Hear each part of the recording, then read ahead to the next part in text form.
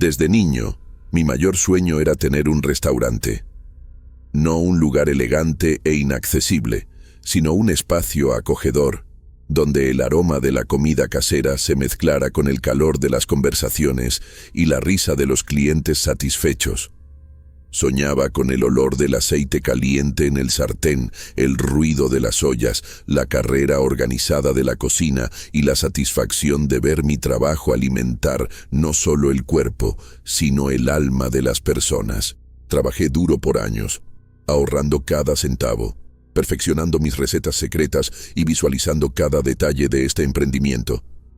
Me llamaba Marcos, y esa era mi pasión, mi propósito, la razón de cada sacrificio y cada hora extra, alimentado por la visión de un futuro donde mi nombre estaría ligado al placer de la buena gastronomía, un legado de sabor y dedicación que sería mi marca registrada en el mundo.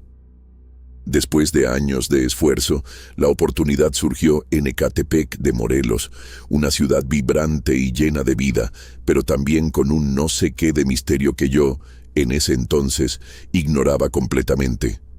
Encontré un local comercial que parecía perfecto, bien ubicado, con un espacio amplio que podría transformarse en un salón acogedor y una cocina decente que, con algunos ajustes, se convertiría en el corazón de mi negocio. El precio era increíblemente accesible, lo que, en retrospectiva, debería haber levantado una bandera roja. Pero la emoción de ver mi sueño tan cerca de realizarse opacó cualquier señal de alerta. Yo veía solo el potencial, la promesa de un futuro brillante y el punto de partida para una jornada culinaria que esperaba fuera larga y llena de éxito, un verdadero paraíso para los sentidos. Los primeros meses fueron de pura adrenalina y trabajo incesante. Contraté un equipo pequeño, pero dedicado, e invertimos todo lo que teníamos en la remodelación del local. Las paredes fueron pintadas en tonos cálidos, mesas y sillas de madera rústica fueron dispuestas con cariño, y la cocina recibió equipos de última generación, comprados con el sudor de años de ahorro. Cada nuevo cubierto, cada plato, cada utensilio era una pequeña victoria, un paso más hacia la concretización de mi sueño. El optimismo era contagioso y el equipo compartía mi visión, ansioso por el gran día de la inauguración. Sentía que estaba en el camino correcto, que todo estaba alineado para mi éxito y que aquel era el comienzo de una historia de prosperidad y reconocimiento.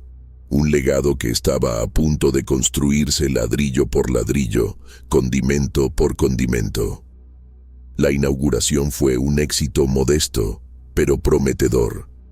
El olor de mi comida atraía la curiosidad de los vecinos locales y las primeras evaluaciones eran alentadoras. El restaurante Sabor de la Tierra comenzaba a cobrar vida y me sentía realizado, los pies cansados al final del día, pero el alma desbordando de gratitud. Sin embargo, fue después de las primeras semanas que los acontecimientos extraños comenzaron. Pequeños y sutiles al principio, casi imperceptibles. Las luces de la cocina parpadeaban sin motivo aparente. Un vaso se caía del estante sin que nadie estuviera cerca. Se escuchaba un leve susurro viniendo de la bodega cuando el lugar estaba vacío. Yo los atribuía a la instalación eléctrica vieja o a la fatiga de la rutina agotadora, tratando de racionalizar lo que la lógica no podía explicar, siempre buscando una justificación plausible para los eventos insólitos que gradualmente comenzaban a manifestarse en el ambiente. La frecuencia e intensidad de los fenómenos aumentaron rápidamente. Lo que antes eran susurros inaudibles se transformaron en risas ahogadas o suspiros melancólicos que parecían venir de ningún lugar, haciendo eco por los pasillos vacíos del restaurante. La sensación de que no estaba solo en el local, incluso durante el horario de trabajo, se volvió constante, un escalofrío en la nuca, una presencia invisible que me observaba en cada rincón. Los empleados comenzaron a comentar sobre la sensación extraña del lugar, pero yo los tranquilizaba, atribuyendo todo al cansancio o a la imaginación fértil. Trataba de sonreír, ser el líder optimista, pero por dentro, una semilla de inquietud comenzaba a germinar, plantada por estas pequeñas y persistentes señales que desafiaban toda mi comprensión racional, transformando el sueño en una experiencia cada vez más perturbadora y angustiante, lejos de cualquier paz. Fue entonces que los equipos de la cocina comenzaron a encenderse solos durante la madrugada. La primera vez lo atribuí a un cortocircuito, pero la recurrencia me dejó perplejo. Llegaba por la mañana y encontraba el horno encendido, las luces de la plancha prendidas, el extractor funcionando a todo pulmón. Las cámaras de seguridad que había instalado justamente para monitorear no mostraban absolutamente nada, solo la oscuridad del local y los equipos encendiéndose por sí mismos, como si manos invisibles los manipularan. El electricista vino, probó todo, pero no encontró ninguna falla, lo que solo aumentaba mi pavor. Era una violación, una intrusión inaceptable en mi espacio, en mi sueño, y la idea de una presencia invisible volviéndose cada vez más real me atormentaba constantemente, robándome el sueño y mi paz mental, volviendo cada amanecer una nueva incógnita. La rotura inexplicable de platos y vasos se volvió un tormento diario, causando no solo perjuicio financiero, sino un clima de terror entre el equipo. Era como si una fuerza invisible los arrojara o los hiciera explotar en los estantes, esparciendo pedazos por todo el piso. Un día, una pila de platos nuevos, recién comprados y apilados con cuidado, se desplomó del estante más alto de la cocina, rompiéndose en 1000 pedazos, sin que nadie estuviera siquiera cerca. La mesera gritó, el cocinero se persignó, y el miedo se instaló definitivamente. Yo trataba de mantener la calma, culpar a la inexperiencia de los empleados o a la fragilidad de los materiales, pero en el fondo sabía que no era la verdad. El costo de estos incidentes comenzó a pesar en el presupuesto, pero el impacto en la moral del equipo era aún mayor, transformando la rutina en una secuencia de sustos y pavor. La atmósfera del restaurante cambió. Los clientes, antes satisfechos, comenzaron a reportar una sensación de malestar en el local. Comentaban sobre un aire pesado, escalofríos inexplicables, dolores de cabeza súbitos y una náusea que les impedía disfrutar la comida. No sé, Marcos, me encanta tu comida, pero salgo de aquí siempre con una opresión en el pecho, dijo una clienta fiel con una expresión preocupada. Los niños, que antes corrían y jugaban en el salón, ahora se quedaban inquietos, señalaban rincones vacíos y lloraban sin motivo, pareciendo ver algo que los adultos no podían.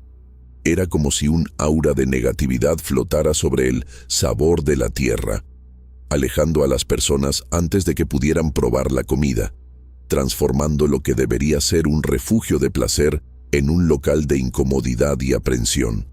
Un lugar donde la felicidad era rápidamente sustituida por la angustia inexplicable que se instalaba en el ambiente. Las reseñas negativas comenzaron a aparecer en las redes sociales, describiendo el restaurante como espantoso, con una energía extraña y un lugar donde no te sientes bienvenido. El boca en boca, antes mi mayor aliado, se volvió mi peor enemigo. El movimiento cayó drásticamente y cada día más mesas permanecían vacías mientras los clientes pasaban directo por la puerta, prefiriendo otros establecimientos. Veía mi sueño desvaneciéndose, mi inversión transformándose en un hoyo negro de pérdidas, y la sensación de impotencia era aplastante.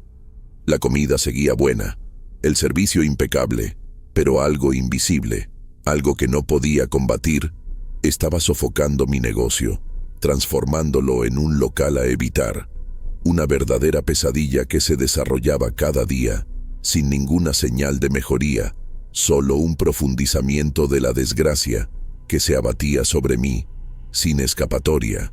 El pánico comenzó a apoderarse de mí. No podía dormir, pasaba las noches en vela, escuchando cada crujido de la madera, cada ruido del viento, imaginando lo que podría estar pasando en el restaurante. Mi salud comenzó a deteriorarse. Perdí peso, desarrollé ojeras profundas y la ansiedad se volvió una compañera constante. Llegué al punto de cuestionarme si me estaba volviendo loco, si todo el estrés me estaba haciendo alucinar. Las visiones y sensaciones se volvieron más vívidas, sombras que pasaban rápidamente por el rabillo del ojo, la sensación de ser tocado por algo frío, un olor a moho y tierra húmeda que surgía de la nada. Yo, que siempre fui un hombre de lógica y ciencia, comencé a creer que había algo más, algo sobrenatural, que me estaba atormentando en aquel lugar, transformando mi paraíso en un purgatorio personal. Desesperado, busqué al antiguo propietario del inmueble, un señor de edad que se resistía a hablar sobre el pasado del local. Me evitó por semanas, con excusas baratas y miradas esquivas, pero mi insistencia, combinada con mi desesperación evidente, lo hizo ceder. Nos sentamos en un café distante de la tienda, y él, con la voz entrecortada y los ojos llorosos, finalmente reveló la verdad que cambiaría mi comprensión sobre todo lo que estaba pasando. Confesó que la propietaria anterior, una señora llamada Clara, había muerto en el local. No había sido un fallecimiento pacífico. Había sufrido un infarto fulminante mientras trabajaba en la cocina, sola, durante la madrugada, y su cuerpo solo fue encontrado al día siguiente. Una muerte súbita, inesperada y solitaria, que parecía haber dejado una marca indeleble en aquellas paredes. La revelación cayó sobre mí como un balde de agua fría, pero también como una pieza que encajaba perfectamente en el rompecabezas. De repente, los equipos que se encendían solos, los platos que se rompían, la sensación de malestar, todo tenía sentido.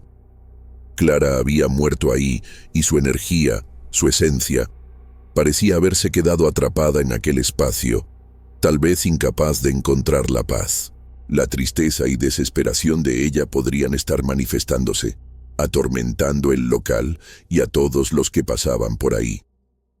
El expropietario, visiblemente aliviado por haberse librado de la carga, me dio el pésame y me dijo que cuidara bien la energía del lugar, sin ofrecer ninguna solución concreta.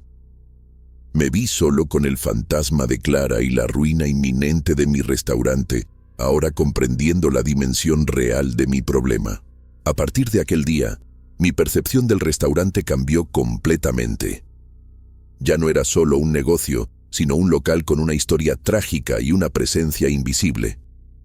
Pasé horas explorando cada rincón de la tienda, con una nueva perspectiva, buscando señales, algo que Clara pudiera haber dejado atrás.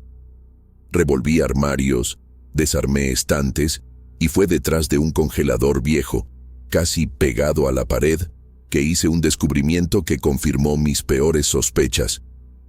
Ahí, escondidos en una grieta, envueltos en un pequeño trapo descolorido, encontré algunos objetos personales, un pequeño medallón con una foto antigua, un peine de madera tallada y un pañuelo bordado con las iniciales C.M. Eran recuerdos de Clara, tal vez guardados con cariño, tal vez olvidados, pero que ahora se volvían la prueba palpable de su presencia continua, conectándola irremediablemente a aquel espacio. El descubrimiento de los objetos personales de Clara fue la confirmación que necesitaba. Aquellos artículos eran un enlace, un ancla para su energía, y necesitaba entender si eran la causa o solo un síntoma del problema. Mi mente, antes lógica, ahora estaba abierta a lo inexplicable. Comencé a investigar sobre fenómenos paranormales, sobre cómo lidiar con espíritus atrapados y sobre rituales de limpieza energética. Conversé con amigos que tenían alguna experiencia con espiritualidad, e incluso con algunos clientes más abiertos que habían dado consejos sobre la energía pesada del local. Con cada conversación, cada lectura, mi desesperación se transformaba en una determinación fría. No iba a renunciar a mi sueño sin luchar, y si la batalla era contra lo sobrenatural, estaba dispuesto a enfrentarla, por más aterradora que pareciera, en nombre de todo lo que había invertido en aquel lugar, en mi pasión y en mi vida. Los primeros intentos de limpieza se basaron en el sentido común y en algunos consejos superficiales. Quemé salvia por todos los rincones del restaurante, esparcí sal gruesa en los marcos de las puertas y ventanas, e hice oraciones silenciosas pidiendo paz para el alma de Clara y para mi negocio. Al principio, sentí una leve mejoría, un breve alivio en la atmósfera, pero era efímero. Los fenómenos pronto regresaron con más intensidad, como si la presencia estuviera molesta con mis intentos. Las luces parpadeaban más fuerte, los ruidos se volvieron estruendosos, y la sensación de que no estaba solo en el local se volvió sofocante, casi palpable.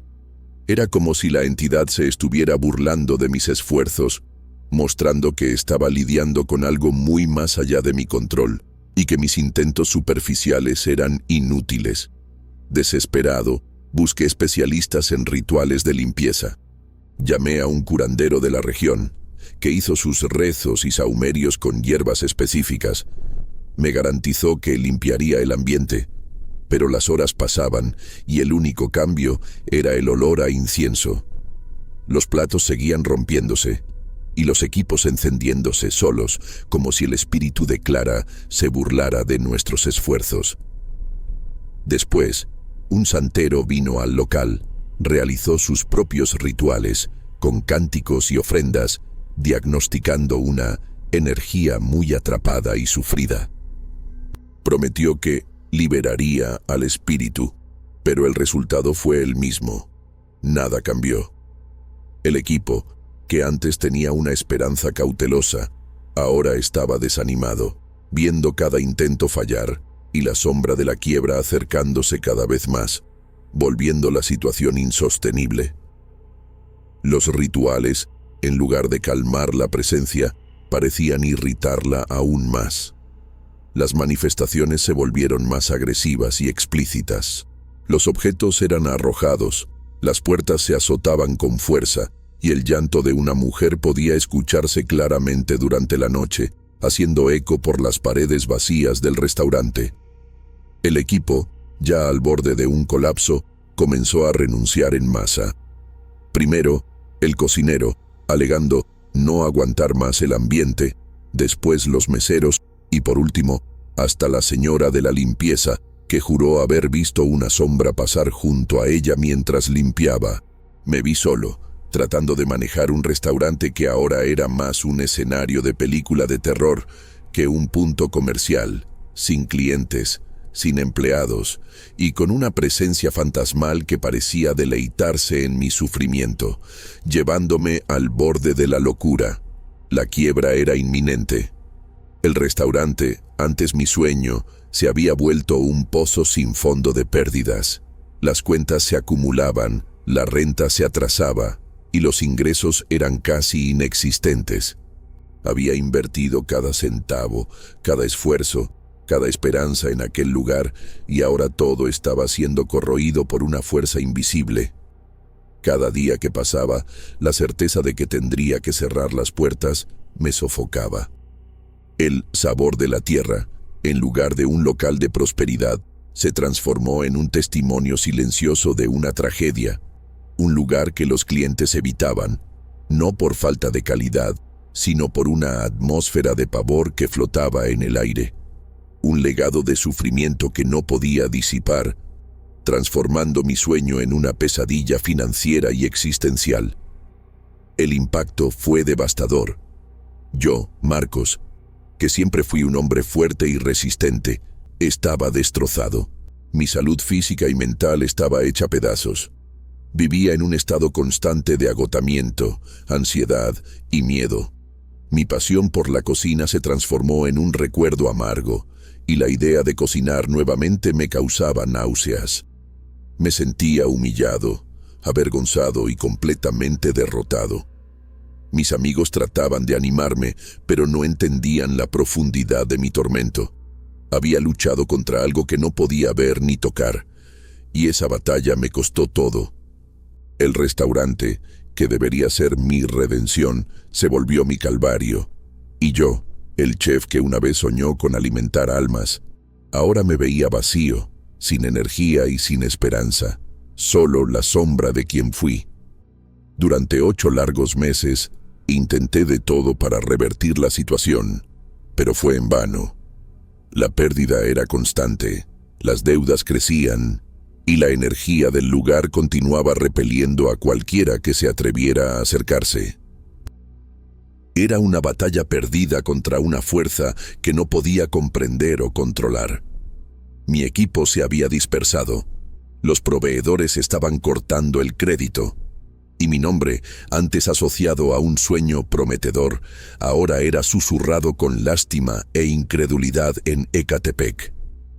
Me vi atrapado en un ciclo vicioso de desesperación e intento, con cada nuevo día trayendo la certeza de que el fin era inevitable, y que el sabor de la tierra estaba condenado a una quiebra trágica, que se llevaría consigo no solo mi capital, sino también mi dignidad y mi futuro.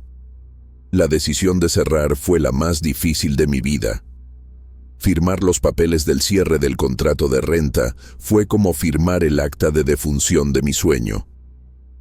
Recuerdo vaciar el restaurante por última vez, la cocina silenciosa, los salones vacíos, la atmósfera aún más pesada sin el bullicio de los clientes.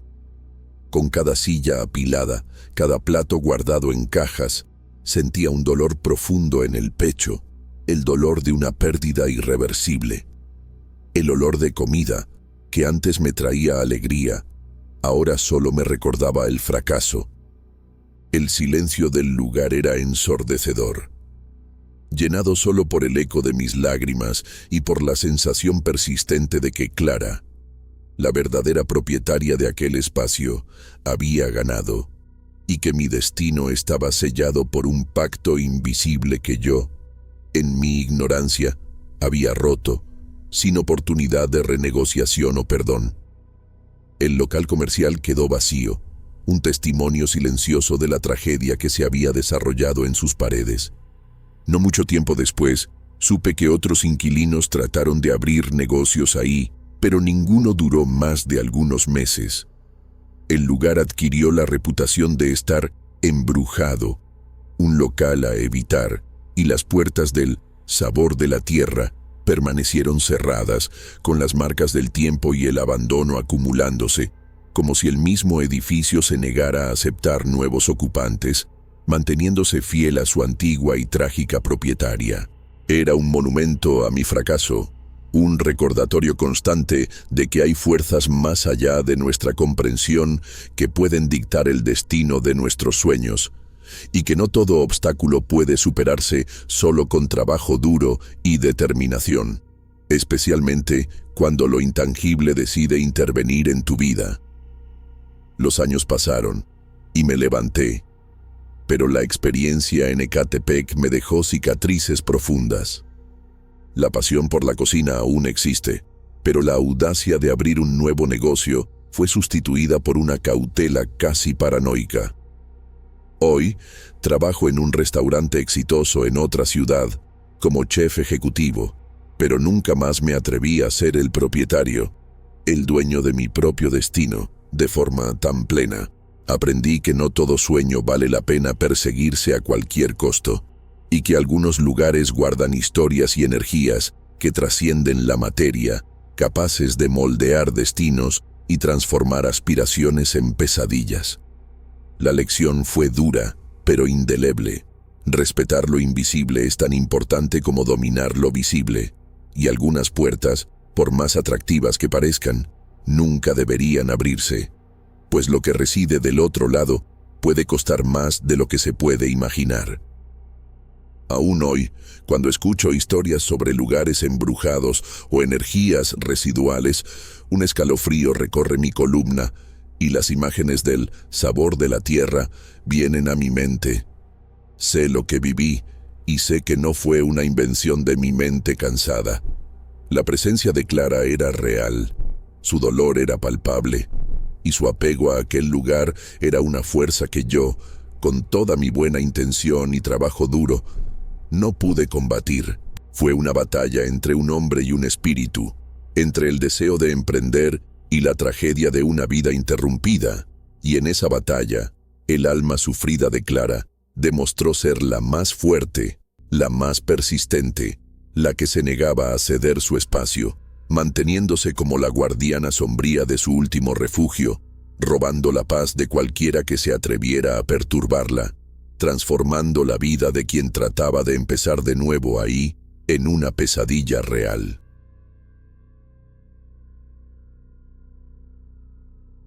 Mi nombre es André, y la verdad es que yo era un hombre común hasta de más, tal vez. Vivía en Ecatepec de Morelos, una ciudad que respira vida y caos en igual medida. Un lugar donde la rutina se mezcla con lo inesperado en cada esquina. Tenía un trabajo estable, un carro modesto que me llevaba y traía, y una vida sin grandes sobresaltos o emociones fuertes. Siempre fui discreto, evité problemas, siguiendo al pie de la letra las reglas no escritas de supervivencia en una metrópoli tan vasta y exigente. La simplicidad era mi refugio y la previsibilidad mi zona de confort, hasta aquella noche fatídica en que todo, absolutamente todo, se salió de control de manera brutal e irreversible.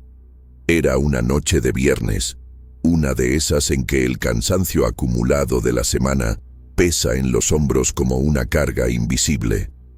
El tráfico estaba infernal, como de costumbre, y el claxon incesante de los carros parecía hacer eco directamente en mi cabeza, intensificando el dolor de una migraña que venía arrastrándose desde el mediodía. Apenas podía esperar a llegar a casa, aventar el cuerpo en el sillón y olvidar el mundo por algunas horas. La visibilidad en la calle era pésima. El alumbrado público fallaba en varios tramos, y la llovizna fina que caía volvía el asfalto aún más traicionero.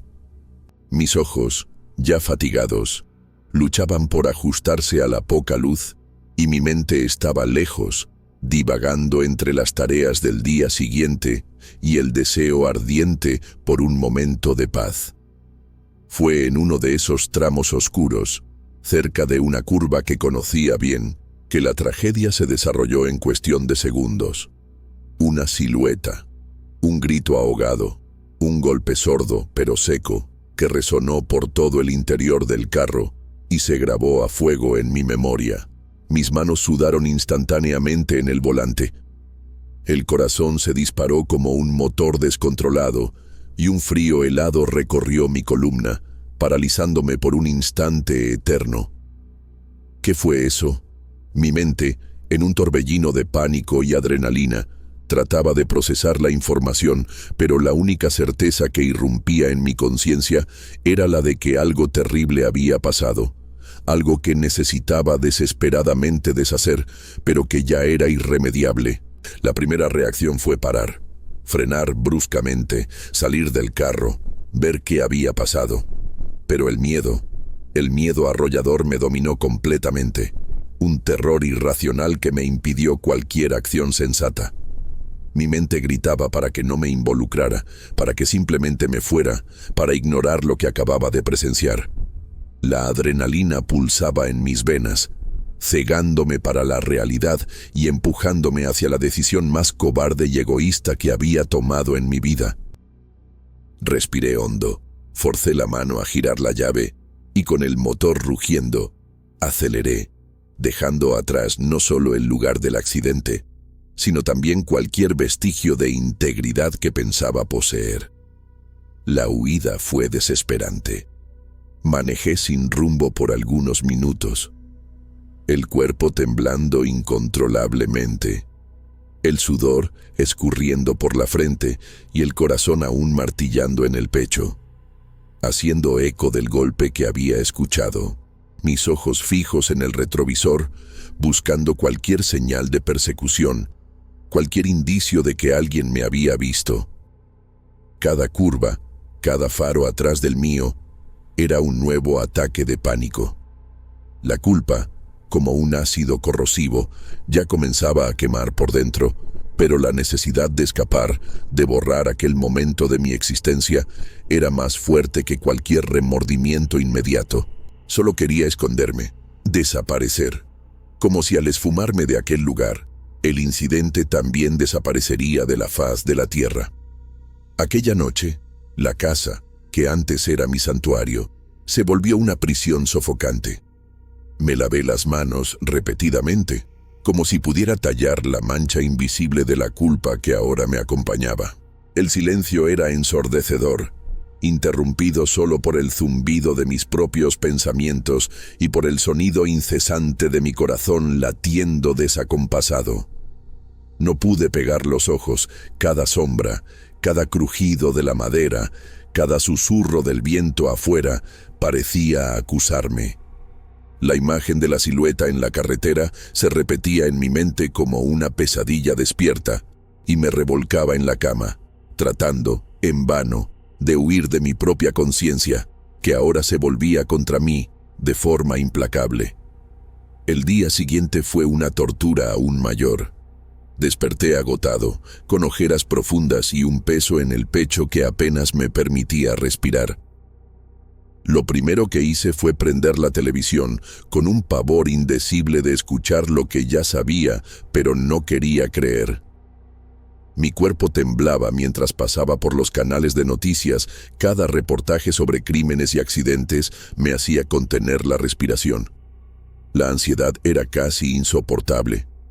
Y trataba de convencerme de que había sido solo un susto, que lo que había pasado no había sido tan grave, que la persona podría estar bien. Una parte de mí, sin embargo, ya sabía la verdad, una verdad fría e implacable que aguardaba solo la confirmación. Y la confirmación llegó. En el noticiero local, el corte de noticias interrumpió la programación. La nota era sobre un atropellamiento fatal ocurrido la noche anterior, en la misma calle, a la misma hora, exactamente en el lugar donde yo había sentido el impacto. Una mujer. El reportero mostraba su foto, un rostro que nunca había visto, pero que ahora se grababa en mi mente con una intensidad dolorosa. Había muerto en el lugar. La policía buscaba al conductor que huyó sin prestar auxilio. Sentí que el piso se desvanecía bajo mis pies. Un escalofrío helado recorrió todo mi cuerpo y una náusea incontrolable me hizo correr al baño. No solo había atropellado a alguien, había matado y huido. La culpa se transformó en una entidad viva dentro de mí. Comencé a sentir que no estaba solo en casa. Una sensación extraña, como si hubiera una presencia constante, una mirada fija en mi espalda, incluso cuando no había nadie cerca. Inicialmente, atribuí esa sensación a mi estado mental deteriorado, a la paranoia que se instalaba lentamente en cada fibra de mi ser.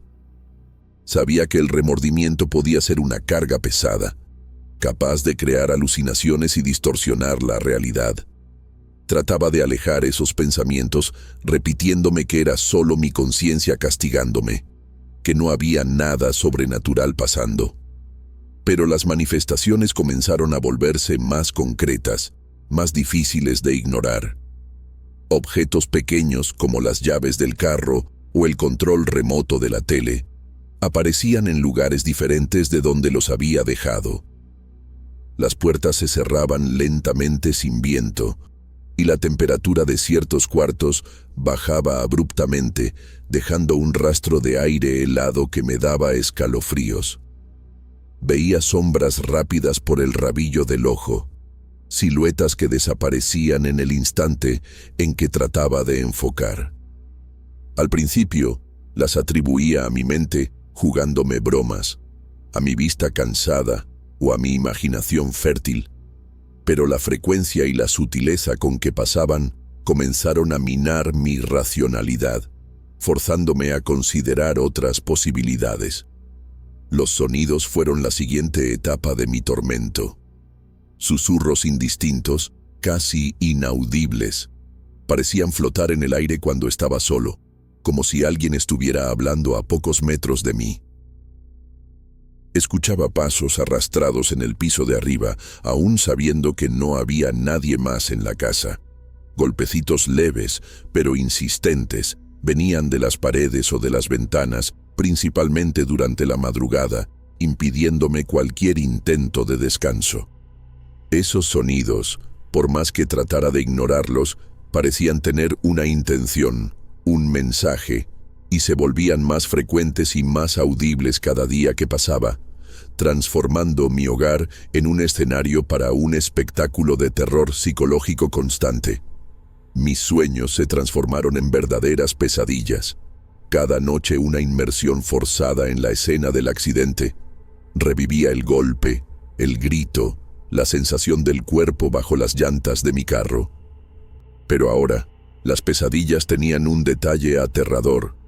El rostro de la mujer del noticiero, distorsionado por el horror, me miraba fijamente, sus ojos llenos de acusación y dolor. A veces, aparecía a mi lado en la cama, susurrando mi nombre, sus manos frías tocando mi piel y despertándome sobresaltado, empapado de sudor frío y con el corazón latiendo desacompasado. El sueño, que debería ser un refugio, se volvió otro campo de batalla para mi espíritu atormentado, sin tregua, ni siquiera en los breves momentos de inconsciencia. Mi vida se desplomó.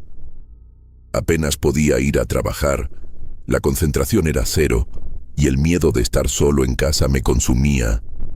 Pasé a evitar cualquier contacto social, las personas me parecían extrañas, sus miradas llenas de juicio, como si pudieran leer la culpa estampada en mi alma.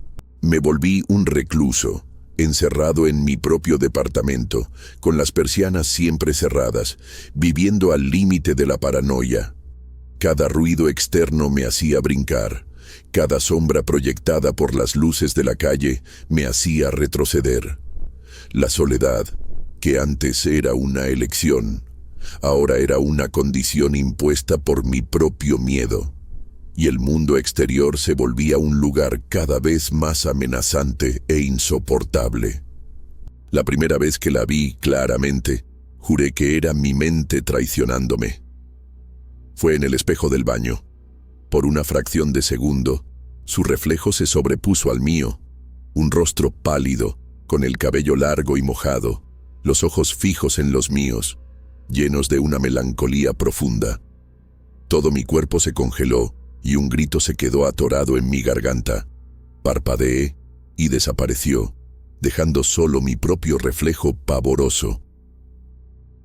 La respiración jadeante, las manos temblando, sabía que no era un truco de luz, ni fruto de mi imaginación. Esa era la mujer, la víctima de mi carro, y estaba ahí, observándome, atormentándome en cada rincón de mi casa. El terror creció, se volvió palpable, una presencia constante que me acompañaba. Sabía su nombre, los detalles de su vida que el noticiero había compartido. Una estudiante universitaria llena de sueños y planes, una vida interrumpida abruptamente por un acto de cobardía. Esa información volvía su presencia aún más real y la culpa aún más insoportable. Ahora, no era solo una silueta o un sonido, era la víctima, la persona cuyo futuro había robado, exigiendo su presencia, recordándome mi crimen. Vivía bajo su mirada constante, sintiendo su frialdad en cada rincón de la casa, sin esperanza de liberarme de su vigilancia implacable. Traté de todo para librarme de ella, pero nada funcionaba. Prendí todas las luces de la casa, dejándolas encendidas día y noche, en la vana esperanza de que la claridad ahuyentara la oscuridad que traía consigo.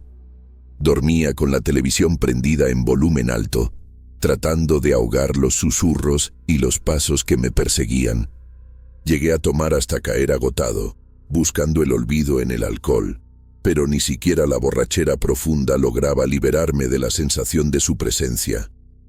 Era una tortura continua, una prisión sin rejas, donde mi tormento era su compañía inseparable, un recordatorio vivo y constante de mi error, que se materializaba en cada rincón de mi propia casa.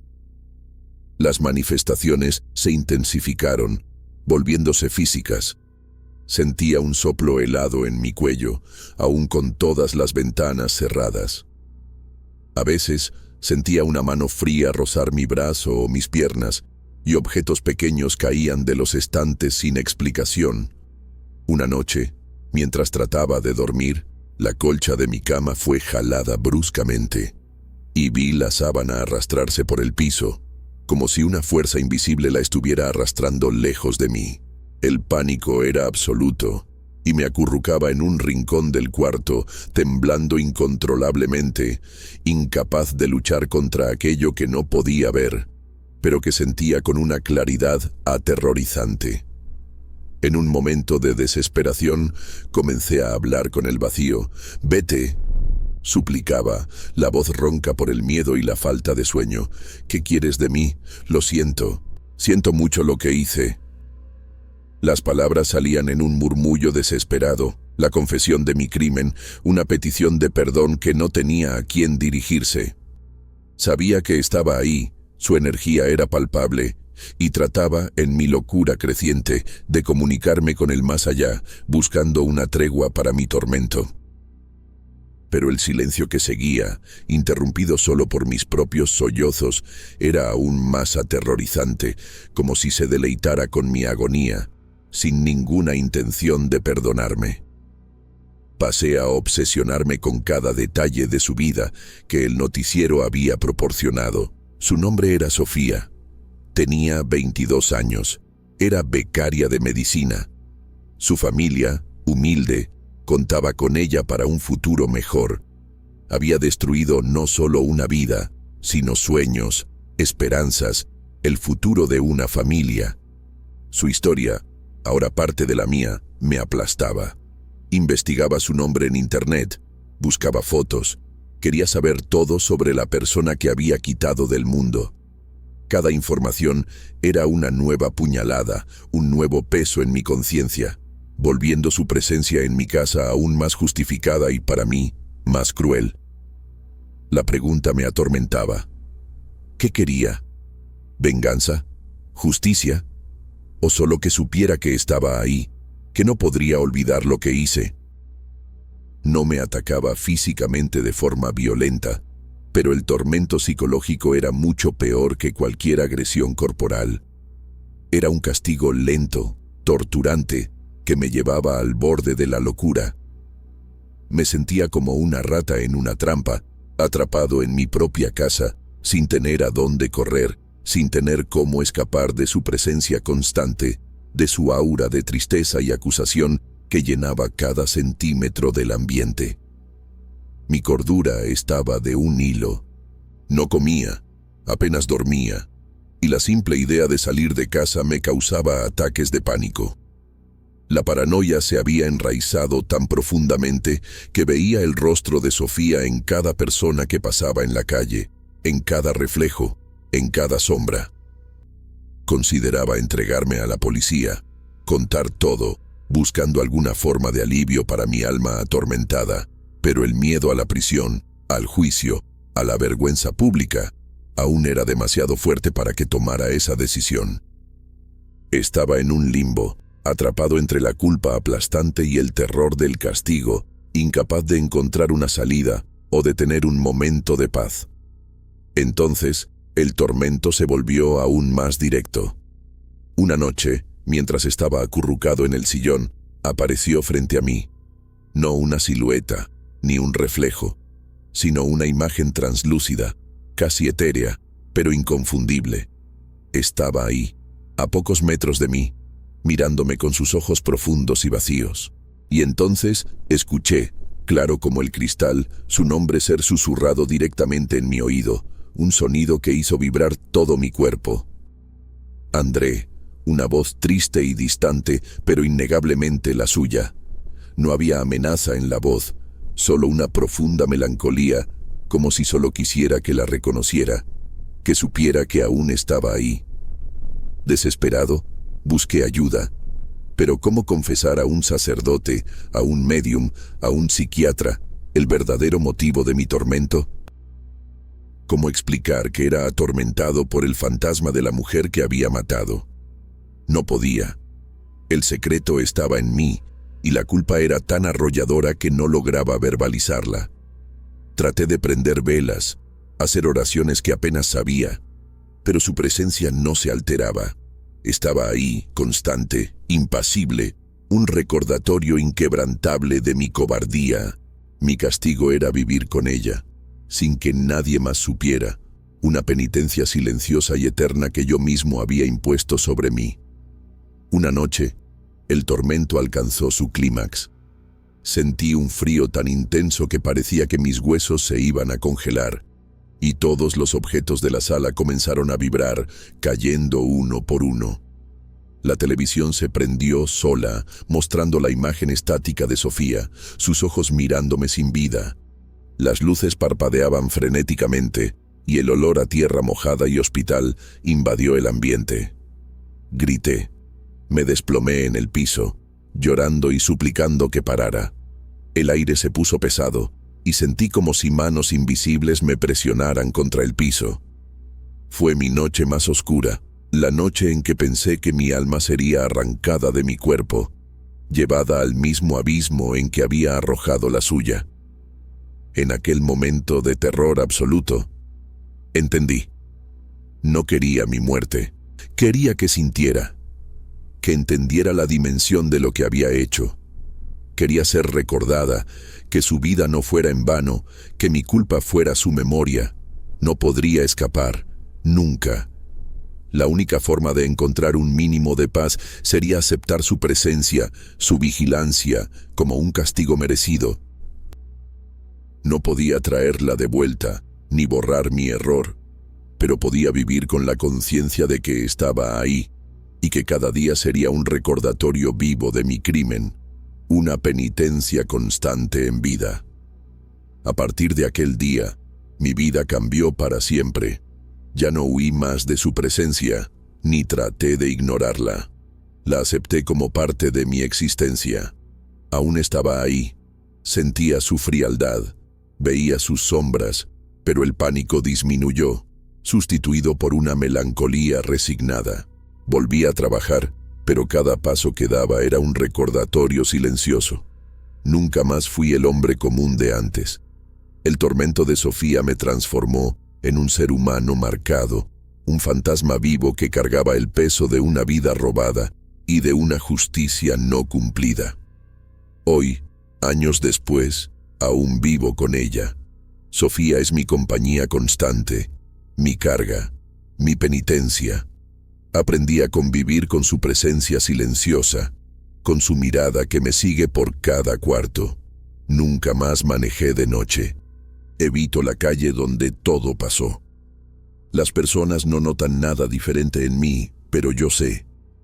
Sé que mi casa no es solo mía, es también suya. Soy un conductor fantasma, atormentado por el fantasma de una vida que quité. No hay escapatoria para la culpa, para las consecuencias de nuestras acciones, aunque sean invisibles a los ojos del mundo. El crimen pudo haber sido secreto, pero el castigo es una compañía eterna. Muchas gracias a toda la comunidad de Orcus. Espero que mi historia sirva como una advertencia. Que nunca se olviden de que cada acción tiene una consecuencia y que algunas de esas consecuencias pueden atormentarlos para siempre de formas que jamás podrían imaginar.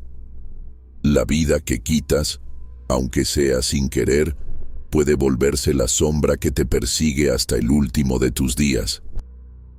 La paz, muchas veces, es un lujo que algunos de nosotros perdemos para siempre, aprisionados por fantasmas que creamos con nuestras propias manos.